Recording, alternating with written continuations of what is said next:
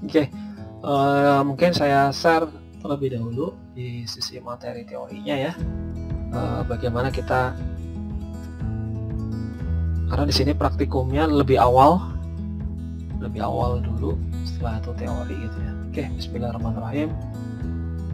Saya mulai. Bismillahirrahmanirrahim. Assalamualaikum warahmatullahi wabarakatuh. Selamat pagi semuanya rekan-rekan. Di sini saya akan mencoba memaparkan ya materi mengenai menghindari IDS, firewall, dan honeypot. Tapi sebelumnya kita harus tahu dulu apa itu IDS, terus firewallnya bagaimana mekanismenya, dan honeypot gitu ya.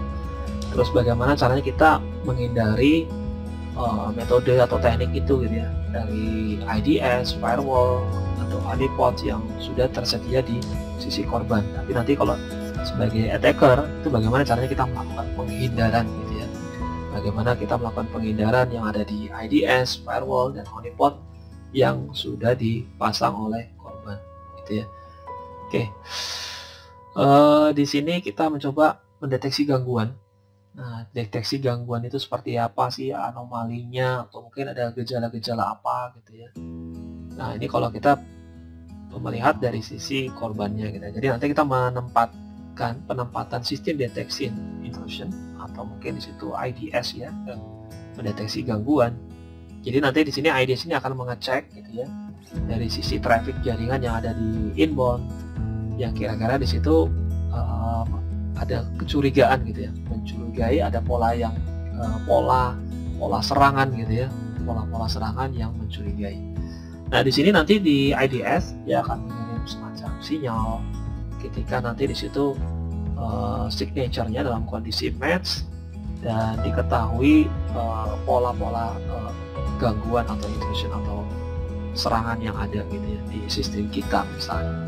Nah, di sini IDS ini dialokasikan itu mungkin di antara si router gitu ya.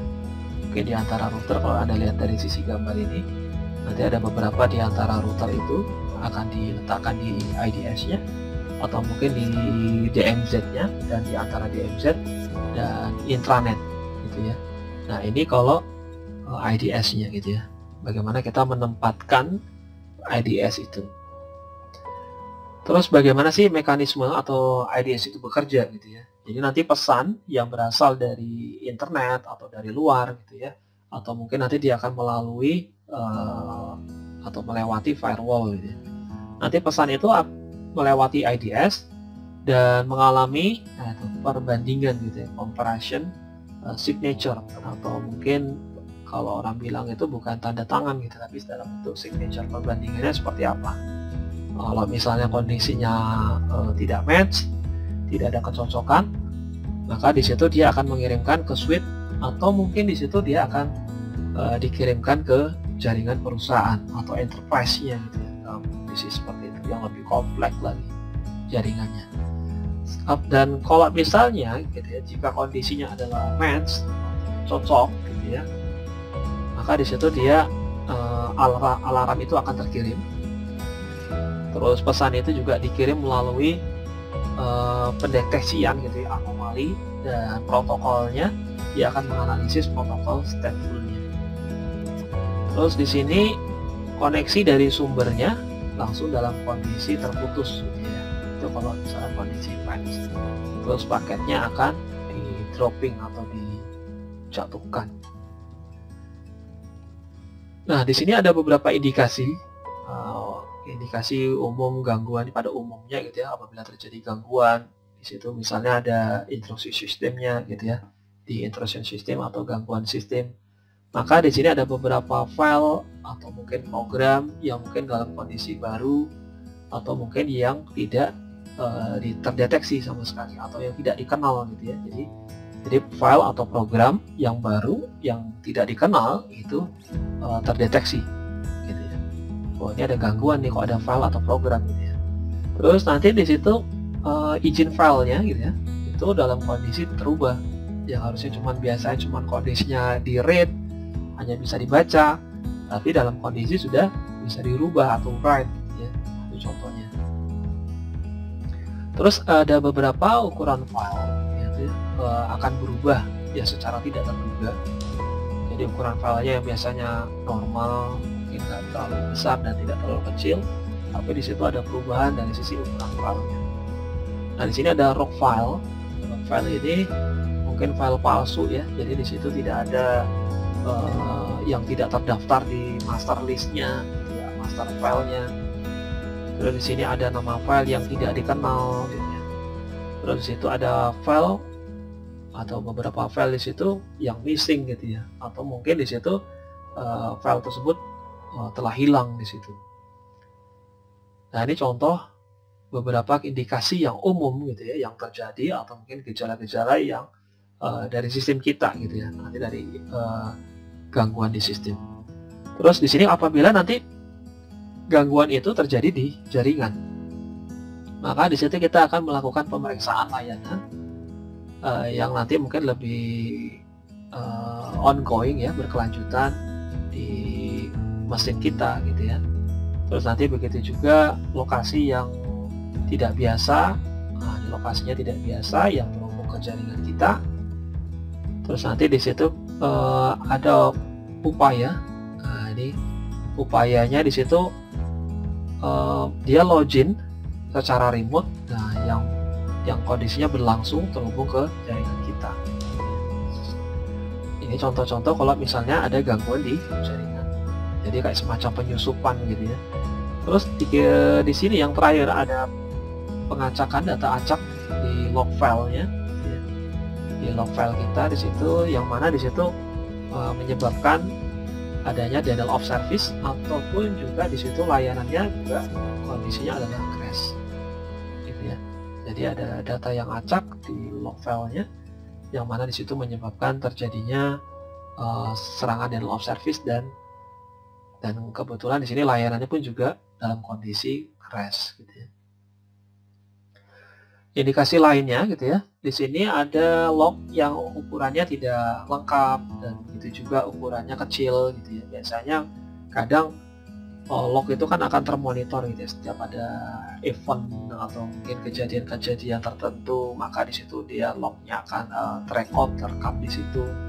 Dan di situ ada beberapa yang nanti di situ kinerjanya semakin lambat di sistem. Terus ada lognya yang mungkin di situ yang hilang, atau di situ juga permissionnya atau izinnya juga tidak yang salah gitu ya, memiliki izin yang salah. Terus di sini ada beberapa hole. Nah, di sini ada beberapa hole di sistem akuntansinya gitu ya. Jadi ada yang berlubang-lubang. Terus di sini ada tampilan grafik atau pesan teksnya itu tidak biasa dikenal gitu. Terus ada perubahan pada perangkat dari sistem softwarenya, atau mungkin dari file konfigurasinya. Nah, sistemnya juga crash, atau mungkin sering reboot gitu ya, selalu sistemnya reboot itu selalu booting gitu ya, booting out, selalu booting lagi gitu ya. Ada perulangan booting, terus di situ ada proses yang mana itu tidak terbiasa gitu ya, atau tidak dikenal itu prosesnya. Nah, di sini kita bisa membedakan beberapa jenis IDS yang berbasis network, dan ada yang berbasis host.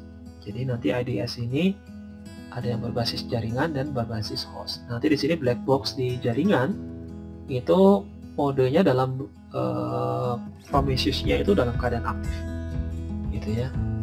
Terus nanti kita mendeteksi aktivitas yang kira-kira berbahaya gitu ya. Terus nanti di sini kita, kalau di host, kita bisa melakukan audit setiap kejadian, atau mungkin ada setiap kejadian yang ada di host tertentu. Terus kita juga membutuhkan overhead untuk melakukan monitoring di setiap kejadian di sistem kita. Nah, kalau misalnya Anda lihat dari topologinya IPS itu kalau di ujian, nah ini sekalian saya bocorkan ya. Mungkin ada beberapa soal di ujian PAS, di esai, perbedaan gitu ya, karena saya nggak suka kalimat istilahnya terminologi, atau mungkin penjelasan singkat gitu ya, atau mungkin beberapa istilah, tapi di sini saya langsung naik kelasnya, soalnya modelnya perbandingan. Nah, berarti kalau perbandingan berarti Anda harus memahami apa itu. Misalnya kalau di sini ada IPS, karena itu nanti di situ diminta Anda membuat arsitekturnya. IPS ini kalau Anda lihat di sini ada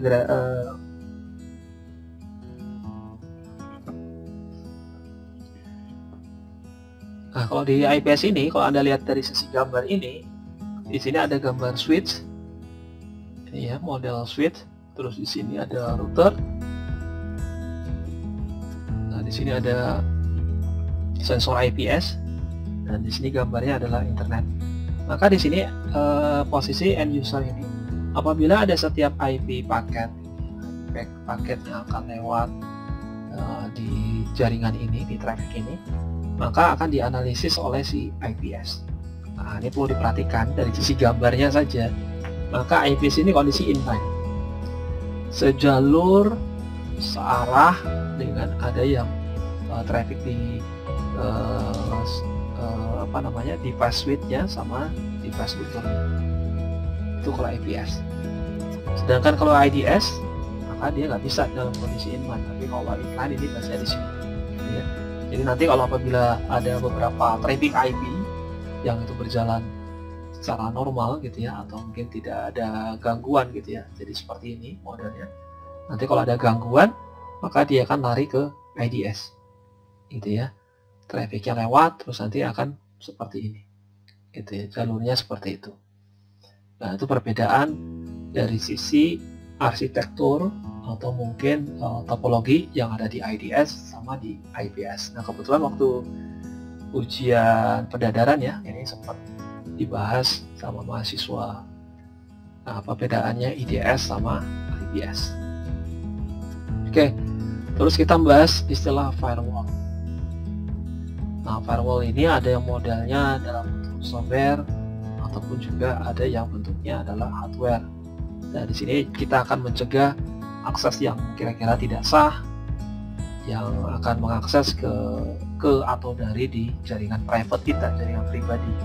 Nanti kita akan diletakkan gitu ya, firewall ini di istilahnya di gateway-nya, di antara jaringan itu. Jadi posisi di gateway. Jadi firewall itu di mana gitu ya? Kalau udah kata gateway berarti posisi berada di routernya gitu ya. Lokasi di gateway di antara jaringan. Gitu ya. Terus nanti di sini akan memonitoring semua pesan yang datang, yang akan menuju internet gitu ya, masuk dan keluar gitu. Terus nanti kita bisa fokus pada trafficnya, jenis traffic mungkin dari alamat sumbernya atau alamat tujuannya, dan begitu juga portnya. Jadi gitu ya. Jadi fokusnya nanti ada beberapa role gitu ya. Kalau nanti misalnya Anda buat di situ, kalau di Jarkom 4 itu saya ampuh, kita buat role posisi yang ada, kita role-nya buat berdasarkan alamat atau berdasarkan portnya gitu ya. Port yang alamat yang masuk dan juga alamat yang keluar gitu, yang ke tujuan gitu. Dan di sini ada settingan untuk portnya.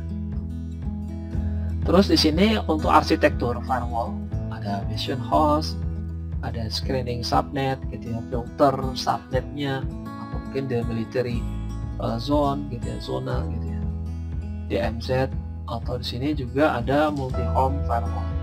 Nah, bagaimana sih kalau modelnya mission host? Maka di sini ada facing gitu ya. Jadi nanti di sini hostnya itu berhadapan dengan ke arah ke public gitu ya. Jadi apa namanya itu, yang searah gitu ya, yang berhadapan dengan yang ada di public. Jadi mungkin di situ aksesnya ke internet.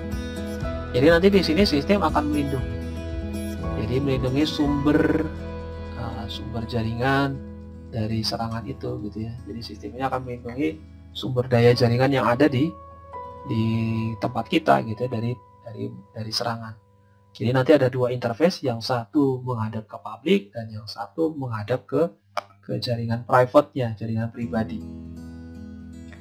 Nah, di sini untuk yang screening subnet atau DMZ, maka di sini ada firewall eksternal dan firewall internal. Jadi back to back. Jadi posisinya back to back ini ya. Terus di sini tidak mengizinkan akses ke zona pribadi. Jadi terus di sini ada multi home firewall. Jadi nanti firewall itu dua atau mungkin bisa lebih Nah, ini nanti perlu diperhatikan nanti dalam ujian. Jadi yang 2 atau lebih interface, yang mana di situ kita akan membagi jaringan itu, gitu ya, membagi jaringan.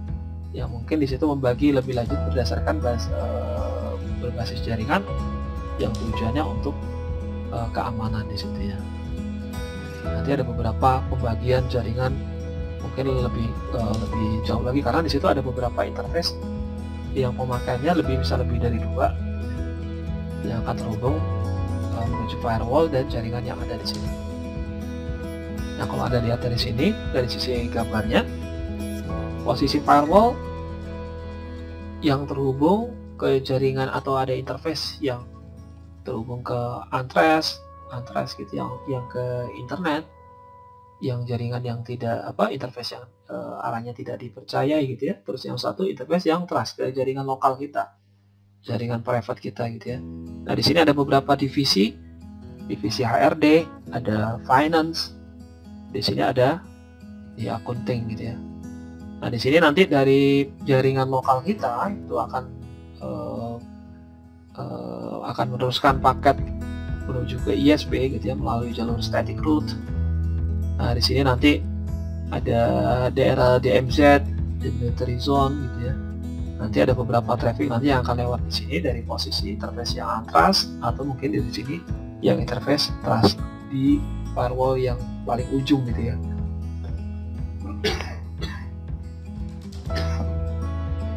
Oke, maaf. Di sini ada arsitek firewall yang untuk basin host. Kalau Anda perhatikan di sini, yang tadi yang saya sudah jelaskan, maka firewall ini satu menghadap ke publik, jaringan publik, yang satu lagi menghadap ke jaringan internal gitu ya. Itu yang untuk basin host, ini jaringan internal, yang satu untuk jaringan publik.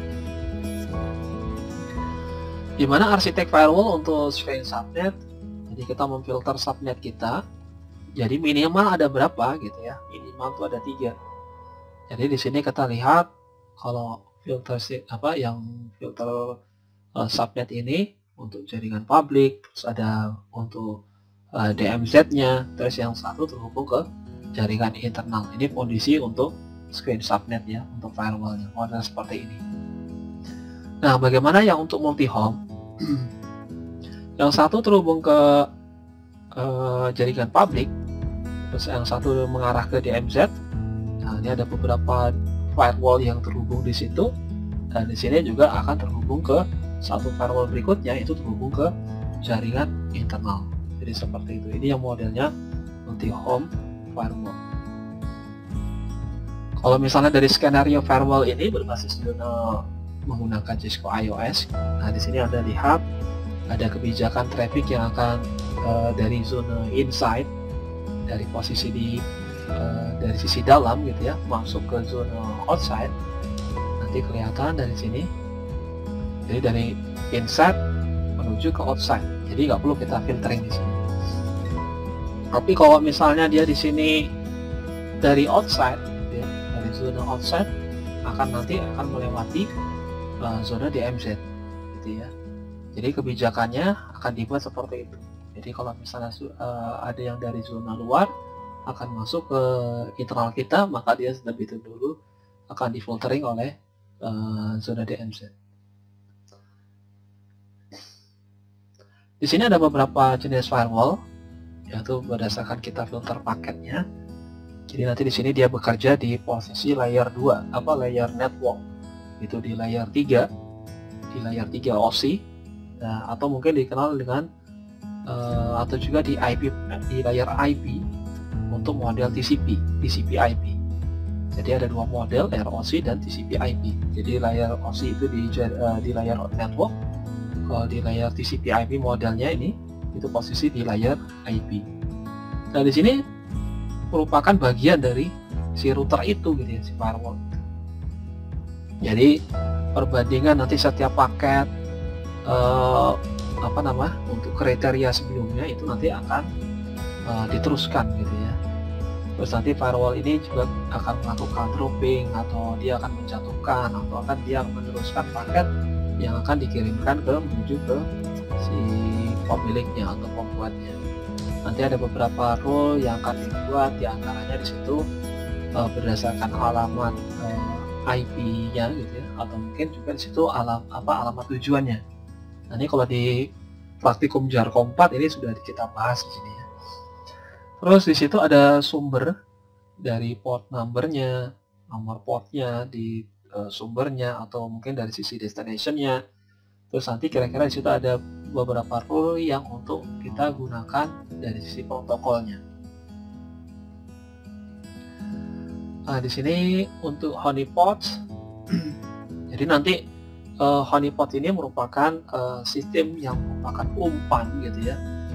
Kita mancing bagaimana kita mengalihkan si attacker ini supaya dia seakan-akan gitu ya masuk di sistem yang sesungguhnya gitu ya, sistem sesungguhnya di jaringan kita. Ternyata di situ cuman dia terjebak gitu ya, terjebak di honeypot tersebut. Nah, terus nanti di situ kita lognya di situ, dari log yang dari honeypot ini dia akan mencoba mengakses gitu ya, mengakses yang diakses portnya apa saja, atau mungkin dia akan memonitor dari keystroke yang akan dilakukan oleh si attacker itu gitu ya. Terus nanti di situ juga dapat memberikan peringatan yang kira-kira serangan yang mungkin potensial lebih besar lagi gitu ya yang dilakukan oleh si attacker. Terus kita juga akan bisa mendapatkan beberapa informasi gitu ya, informasi yang dari si pelakunya gitu ya, si attacker ini. Nah, ini atau kita bisa juga mengetahui pola serangan itu gitu ya, pola serangan yang dilakukan oleh si attacker. Nah, di sini ada jenis honeypots yang modelnya adalah interaksi low yang rendah. Di sini mungkin kita buat secara simulasikan layanan yang kira-kira di situ terbatas dan aplikasi dan layanannya terbatas dari suatu jaringan atau mungkin sistem yang akan ditargetkan gitu ya. Jadi nanti memang kita sengaja di situ kita buat aplikasi dan layanannya pun terbatas secara simulasi. Jadi memang sengaja untuk ditargetkan oleh si attacker gitu ya, kita buat menjebak si attacker tersebut. Terus tidak memungkinkan terjadinya suatu kompromis 100% karena ya layanannya pun dan aplikasinya pun terbatas gitu. Terus kita juga bisa mengumpulkan berbagai macam vektor serangan yang mungkin informasi serangan itu yang levelnya sudah tinggi ya, high level model serangannya. Terus bagaimana kalau jenis misalnya honeypot ini, kalau dalam gambar ini, jadi nanti simulasi semua service. Jadi misalnya seperti ini, simulasinya kita gunakan semua service, semua layanan dan aplikasi. Jadi semua layanan itu kita kayak semacam duplikasi gitu ya, duplikasi dari sistem yang ada dari kita. Terus nanti kita, nah ini kemungkinan akan terkompromis gitu ya, bisa 100%. Gitu. Tapi kita karena di sini kita mensimulasinya secara full atau dari sesi service-nya atau aplikasinya. Nanti di sini kita bisa mengkolek, jadi mengumpulkan semua model atau informasi semua informasi dari si attacker itu gitu ya. Mungkin dari pola serangannya atau mungkin kita lihat dia melakukan serangan itu masuk di port berapa gitu ya. Nah, kalau misalnya ada contoh dari gambar ini dari mesin rooknya gitu ya, terus masuk di sini dia akan dihentikan oleh firewall. Nah, dia masuk dari mesin super ini terus masuk di wilayah honeypot di antara honeypot ada di MZ dan dia terjebak, mungkin diberi umpan ke sini gitu ya. Seakan-akan ini pelayanannya pun sama yang ada di sini gitu ya. Nah, ini kita buat semacam duplikasi gitu ya, yang istilahnya honeypots. Terus bagaimana kita menggunakan tools untuk IDS, firewall, dan honeypots. Nah, kalau di sini untuk IDS mungkin yang sudah Anda pernah kenal, sudah pernah baca-baca, di sini kita menggunakan Snort gitu ya. Ini contoh dari tools yang nanti kita mencoba melakukan IDS gitu ya. Kita akan mendeteksi berbagai model serangan dari si attacker gitu. Terus di situ ada tipping point, ada pick and spy, silver sky. Nah ini kalau dari produk Cisco ada Cisco Intrusion Preventive System.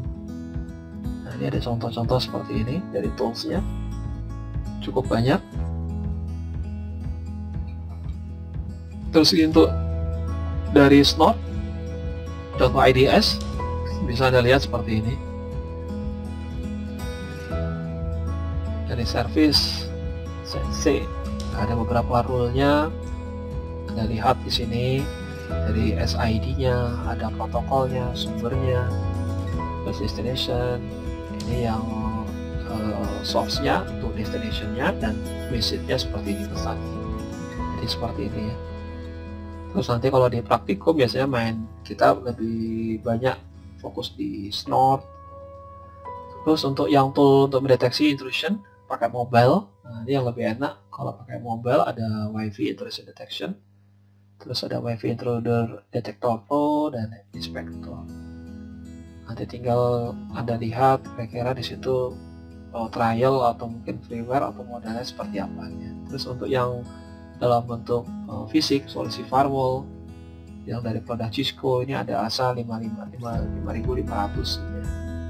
Cisco ASA ini. Itu yang untuk hardware ya. Terus ada tool firewall untuk seluler. Yang ini untuk seluler, mobile. Anda bisa gunakan di sini yang untuk firewallnya. Terus yang untuk tools honeypots. Nah ini nanti kita praktikum pakai KF sensor, terus pakai honeypots. Nah ini contoh yang nanti bisa Anda gunakan di praktikum.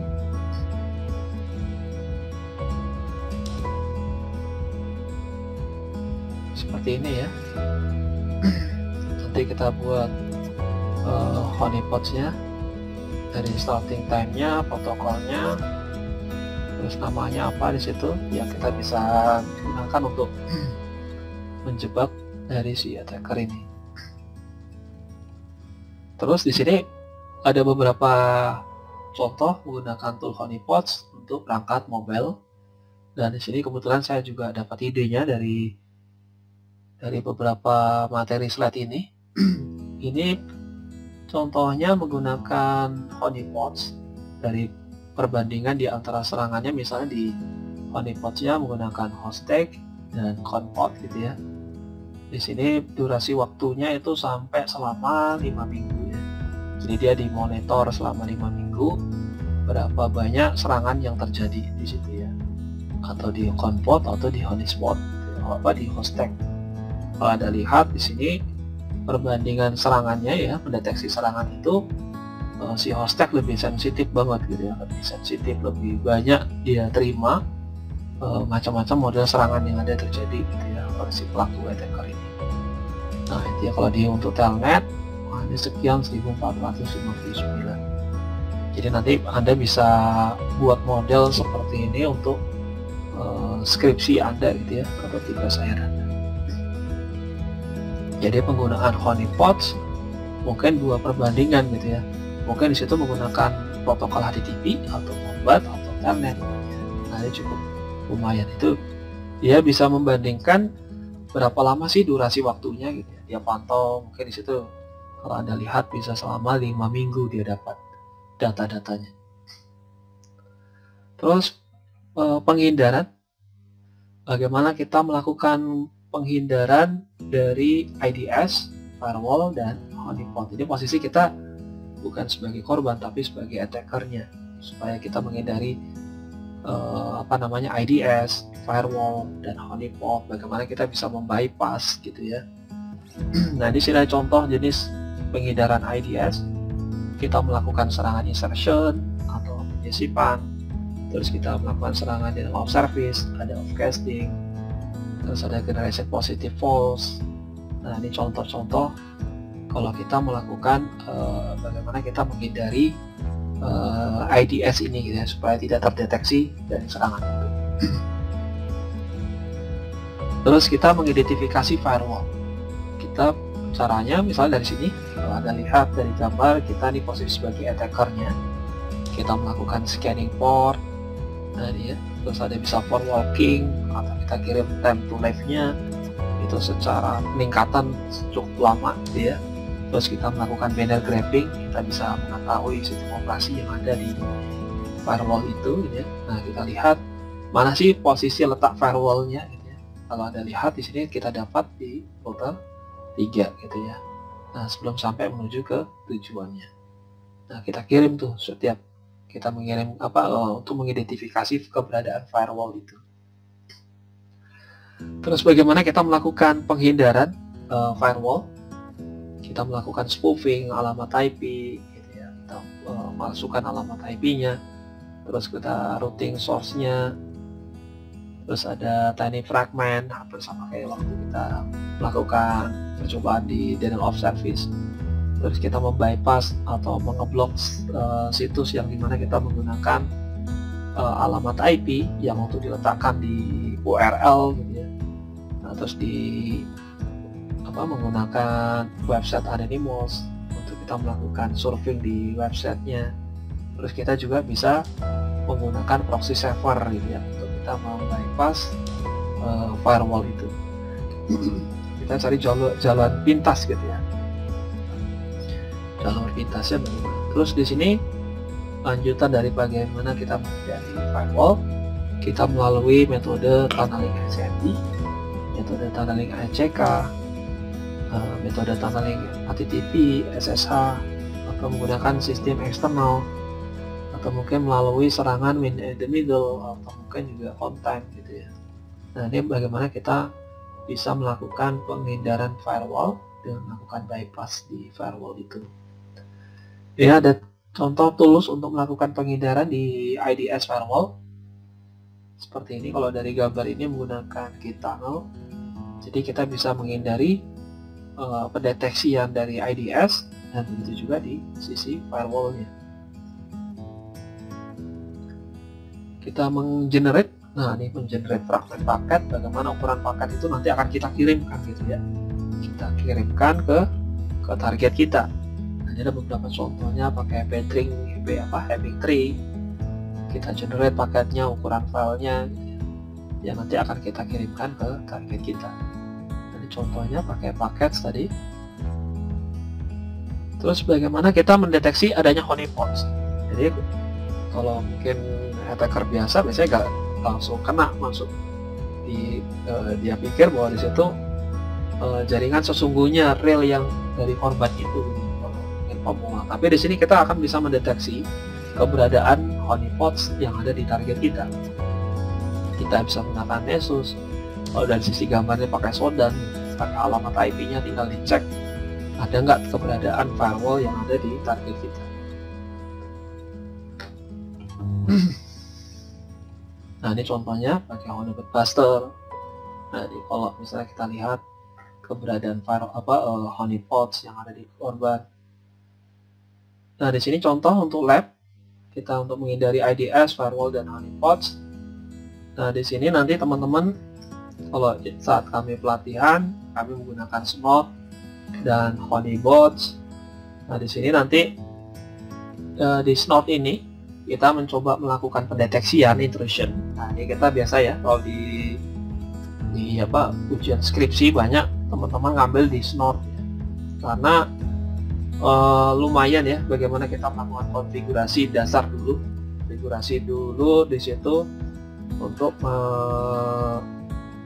menggunakan Snort ini untuk bisa mendeteksi adanya serangan gitu ya, atau ada model gangguan. Nah di sini juga kita akan mendeteksi traffic jaringan yang berbahaya menggunakan honeybots. Nanti saya coba menjelaskan bagaimana menggunakan honeybots. Terus kita mencoba mendeteksi suatu penyusupan atau menggunakan malware yang worm gitu ya, menggunakan KF sensor honeybots, IDS. Jadi kita di sini ini tools yang untuk KF sensor honeypots. Terus nanti kita coba melakukan bypass melakukan bypass di firewall Windows. Kita menggunakan Nmap evasion tekniknya ini. Jadi teknik penghindaran menggunakan Nmap. Terus di sini kita melakukan bypass menggunakan rule. Kita membuat rule dari firewall itu kita bypass menggunakan HTTP atau FTP tunneling. Terus kita membypass Windows Firewall menggunakan Metasploit. Nah, ini nanti teman-teman bisa nih praktek ya. Nanti bisa mandiri. Nah, waktunya kalau misalnya saya tugaskan agak lumayan lama, tapi yang lebih cukup simple gitu ya, menggunakan honeypots, AF sensor, nmap gitu ya. Tapi kalau yang di sini di snort ini perlu banyak yang kita konfigurasi ya, setting beberapa settingan di sini. Kalau misalnya kemarin agak lumayan lama, di sini kita menggunakan aplikasi snort-nya gitu ya, untuk toolsnya. Oke, terus untuk mind map, saya sedikit jelaskan. Di sini ada beberapa mekanisme yang kita udah bahas untuk mendeteksi suatu gangguan intrusion. Di sini kita mendeteksi berbasis signature, terus kita mendeteksi berbasis policy untuk kebijakan, terus ada beberapa anomali, terus berbasis reputasi gitu. Nah, ini kalau contohnya penghindaran, bagaimana kita melakukan penghindaran dengan adanya IDS ini. Jadi kita mencoba melakukan serangan insertion gitu ya, terus menggunakan serangan fragmentasi, terus denial of service, obfuscating, terus menggunakan session splicing, terus ada beberapa teknik penghindaran pakai Unicode, terus menggunakan generasi membuat semacam peringatan positive false-nya. Nah, di sini ada beberapa jenis model IDS yang berbasis host dan berbasis jaringan. Ini contoh kalau misalnya perbedaan untuk IDS dan dari sisi host atau mungkin dari sisi di sisi jaringannya gitu ya. Terus ada firewall untuk mind map-nya, untuk arsitekturnya Anda bisa lihat tadi saya sudah jelaskan dari sisi gambarnya bagaimana model untuk version host, ada switch subnet, terus ada multi home firewall gitu ya.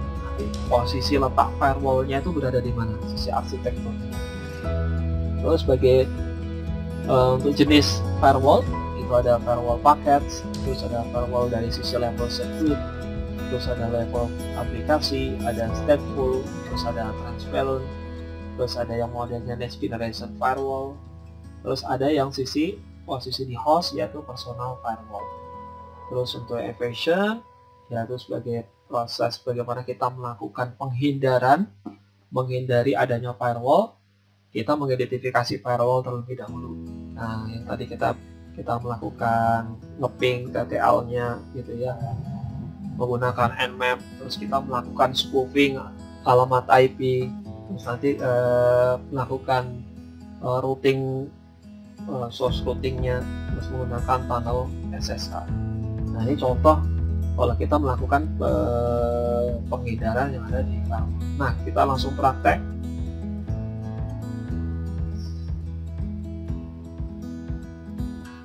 Kalau praktek di sini kita menggunakan honeypots, tapi kalau di awal kami latihan ya, kami mencoba menggunakan snort gitu ya. Nah, di sini kalau Anda lihat bagaimana kita melakukan konfigurasi honeypot di Windows Server 2016. Jadi nanti ada dua mesin yang kita install di virtual mesinnya, yaitu di Windows Server 2016 dan yang satu lagi di Windows 7. Nanti di situ ada honeypots ini bisa Anda gunakan di alamat web ini. Nah, tinggal di download saja. Terus nanti kita buka coba aplikasi honeypots-nya, terus kita set parameternya gitu ya. Dan biasanya kita kalau memang tidak perlu di set, biasanya kita tinggalin saja atau kita konfigurasi secara default gitu ya, seperti ini. Terus nanti kita tinggal pilih adapternya di sini. Kalau kita di sini kita buat nama servernya adalah public 08 gitu ya. Kita buat misalnya seperti ini. Kita buat parameternya, kalau misalnya kita buat default ya udah langsung tinggal klik OK. Terus nanti jangan lupa select adapternya. Kita pilih adapternya di sini. Di sini contohnya adapternya dibuat optionnya adalah all, gitu ya. Terus nanti kita masuk di mesin Windows 7. Masuk di Windows 7, kita buka command prompt-nya. Terus kita buat beberapa traffic seperti FTP. Nah, kalau misalnya Anda lihat di sini, kita coba cek koneksinya di 10.10.50.211. Terus kita, kalau di sini Anda lihat reply from, di sini dalam kondisi terhubung. Terus di situ kita coba membuka alamat menggunakan FTP-nya di alamat IP ini, di FTP 10.10.50.211. Tinggal kita masukin usernya dan passwordnya gitu ya. Nah, nanti kita bisa pantau melalui honeypots gitu ya. Ini posisi, kita kembali lagi di Windows Server 2016 yang sudah kita pasang tadi, honeypots tadi. Nah, kita udah pasang honeypots-nya yang posisi di Windows Server 2016. Setelah kita pasang di honeypots itu, kita akan melihat sisi lognya gitu ya. Nah, ini tampilannya seperti ini. Karena kebetulan di situ port yang ada tersedia itu ada di port 137 dan port yang ada di 24. Karena tadi ada user yang mencoba masuk di port 21. Bagaimana nanti kita lihat di honeypot itu, kita analisa di situ ya. Siapa yang masuk di port 21. Kita klik di port 21 tadi di sini dan kita pilih lognya gitu ya. Lognya nanti kelihatan seperti ini. Nah, seperti itu ya. Jadi nanti ada alamat IP yang coba masuk di sistem korban gitu ya. Dengan masuk di posisi port lokalnya adalah 21. Protokolnya TCP. Nah, ini ya, posisi di remote alamat IP sumbernya adalah 10.10.50.202 gitu ya. Nanti kita klik kanan dan kita lihat detailnya gitu ya. Posisi si korban itu seperti apa. Nah, ini apa kok si korban, si attackernya ya, posisi si attackernya. Anda lihat di situ waktunya dia masuk login ke FTP-nya itu di jam sekian seperti itu. Nah, ini koneksi detailnya kelihatan dari tanggal, waktu, sekian detik, terus waktu zonanya, alamat IP-nya, sumber portnya mana gitu ya. Dan terus dia masuk ke server kita itu di korbannya itu berada di port 21. Dia masuk menyusup di port 21. Jadi seperti itu. Nah, ini detail untuk lognya ya. Log ada yang. Terus kita coba klik kanan, kita pergi ke reverse DNS. Nah, yang tadi dari log tadi dari port 21 kita klik kanan reverse DNS. Nanti di situ akan kelihatan bahwa alamat IP-nya adalah 10 menggunakan apa namanya, sistem operasi apa gitu ya, si korban. Maka apa si korbannya, si attackernya. Maka kelihatan di sini bahwa si attacker ini dia menggunakan Windows 7 gitu ya, menuju ke Windows Server 2016 gitu ya. Nah, ini yang si pelaku penyerang ini menggunakan Windows 7. Oke, mungkin seperti itu kira-kira kalau kita menggunakan tools menggunakan honeypots. Mungkin saya rasa cukup sekian saja. Apabila ada yang mau ditanyakan, silakan. Nanti tinggal Anda baca-baca beberapa tools penggunaan di ini ya. Mungkin dari menggunakan snort, pakai honeypots, cap sensor untuk honeypots juga. Terus kita juga melakukan bypass firewall, Windows firewall menggunakan Nmap, menggunakan tunneling HTTP, FTP, terus menggunakan Metasploit gitu ya. Oke, terima kasih. Monggo apabila mau ditanyakan kami persilakan.